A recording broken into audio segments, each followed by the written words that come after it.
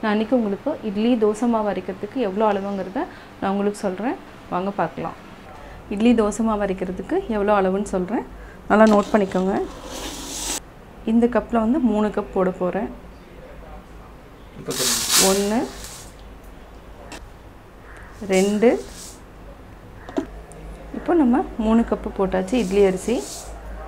இப்போ 3 கப். இதில் வந்து நம்ம அரை கப்பு வந்து உளுந்து எடுக்கணும். அதாவது 3 கப்புக்கு அரை கப் வந்து உளுந்து போடணும். அதாவது 3 கப் நம்ம எடுத்திருக்கோம். இதில் வந்து அரை கப் வந்து உளுந்து.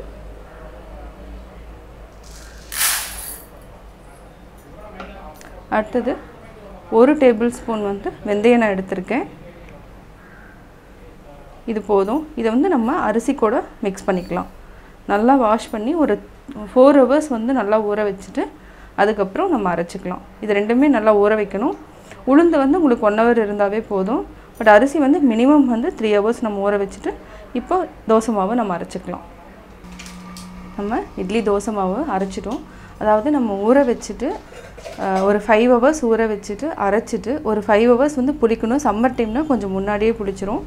இப்போ வந்து நம்ம இப்போ நல்லா புளிச்சிருச்சுன்னா இந்த ஃபார்மில் இருக்கும், இந்த மாதிரி இருக்கும். இப்போ நீங்கள் தண்ணி ஊற்றி மிக்ஸ் பண்ணிக்கணும்.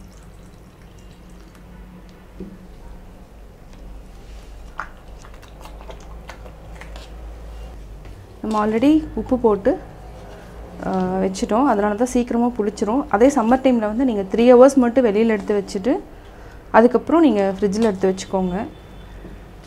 இல்லைனா வந்து ரொம்ப புளிச்சிருச்சுன்னா தோசை இட்லி வந்து அந்த புளிச்ச ஸ்மெல் வர ஆரம்பிச்சிரும். இன்னும் தண்ணி ஊற்றிக்கலாம். நம்ம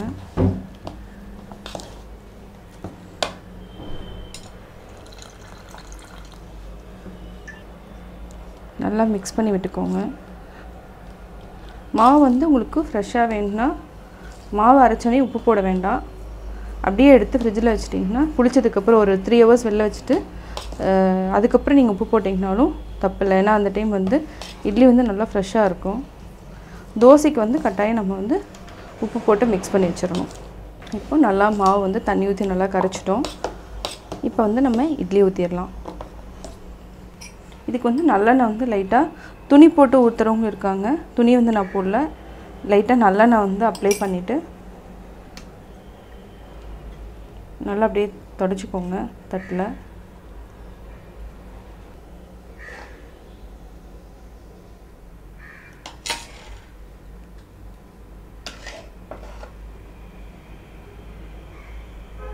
இப்போ தட்டில் நம்ம ஊற்றிட்டோம். இப்போ வந்து நம்ம இட்லி குக்கரில் வச்சிடலாம். இப்போ இட்லி தட்டில் வச்சுட்டு இப்போ மூடிடலாம். ஒரு 5 to 10 மினிட்ஸ் வெயிட் பண்ணிவிட்டு அதுக்கப்புறம் இட்லி எடுத்துக்கலாம். இப்போ எடுத்துடலாம்.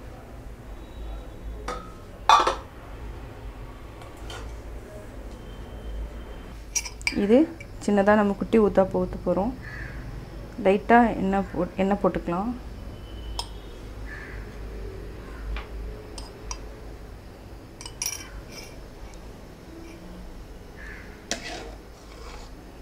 சிம்மில் ஃபஸ்ட்டு வச்சுக்கோங்க.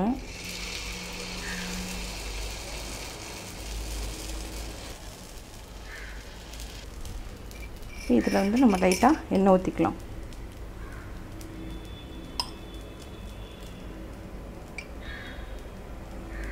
நல்லெண்ணெய் யூஸ் பண்ணிக்கோங்க. ரீஃபைண்ட் ஆயில் வேண்டாம், கடலெண்ணெய் எதுவும் வேண்டாம், நல்லெண்ணெயே யூஸ் பண்ணிக்கலாம்.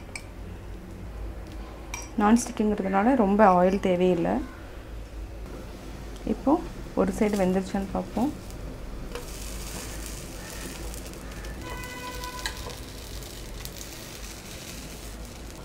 எண்ணெய் தேவைன்னா நம்ம ஆட் பண்ணிக்கலாம். பட் நான்ஸ்டிக்கு வந்து ரொம்ப தேவையில்லை, அதனால் நான் கொஞ்சமாக தான் விட்டுருக்கேன். இப்போது ஊத்தாப்பு ரெடி ஆகிடுச்சு. இப்போ சட்னி வச்சுக்கலாம். ஹாட்டாக சர்வ் பண்ணிக்கலாம். இப்போது இட்லியும் ரெடி ஆகிடுச்சு.